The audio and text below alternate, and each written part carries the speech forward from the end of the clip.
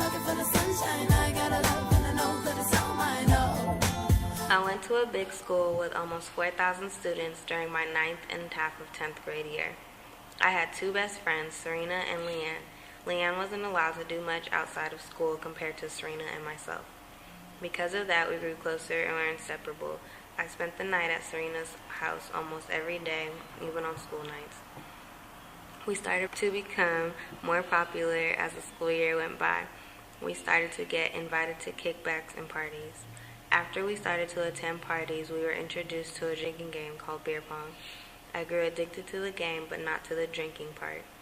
Although I began drinking, it did not affect my performance in school, but it affected mine and Serena's actions. We began to sneak out to hang out with the two junior boys, Sab and Evan. She talked to Sab and I talked to Evan. One night, Evan was throwing a huge party and our appearance was mandatory. We arranged our way there and waited for her parents to fall asleep. Once they were asleep and our ride arrived, we quickly but quietly snuck out. When we got to the party, we immediately rushed to the pong table to pong it up. I drank the first game and stopped so I didn't get messed up, but Serena continued. Playing and drinking, I hung out with Evan during that time when I came back to tell her let's go.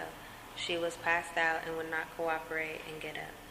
I gave up trying and plopped down next to her and went to sleep. 26 missed calls each is what we woke up to from our parents. We rushed home and got in major trouble. Her mom took me home and told me I was never welcome back. I was grounded forever, it felt like. We had no communication with each other besides notes in summer school. I still have the notes to this day. I finally built the courage up to go apologize for our dumb actions and explain how much I loved and missed them. Her mom accepted my apology and let us hang out again. I now know how important our friendship was and my connection with her family. Never again will I put something that important to me in jeopardy. I moved to Oakland and Serena and I did not have much contact and not as close as we were. It makes me sad, but life will go on. She still has a best friend within me. After I moved to Oakland, I found out that I had a sister. When I found out, I was excited and confused.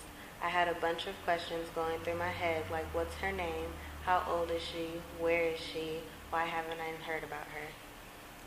I was on Facebook when her mom contacted me asking if I would like to come visit. Of course I agreed to come.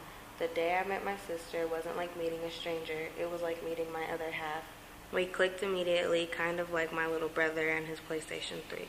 My little sister was 11 when I met her, and I can't help but think about how many years of her life I missed. She is an amazing dancer. She might just bring you to tears. Then there's my brother, little Reg. He is my absolute world. I watched him grow and still am watching. He has grown into a handsome 9-year-old boy. He works my nerves and I work his, but it's all out of love. He plays football and basketball. He inspires me to try new things because he always is doing something new. Destiny and Reggie both are my world, and they inspire me to be the best person that I can be.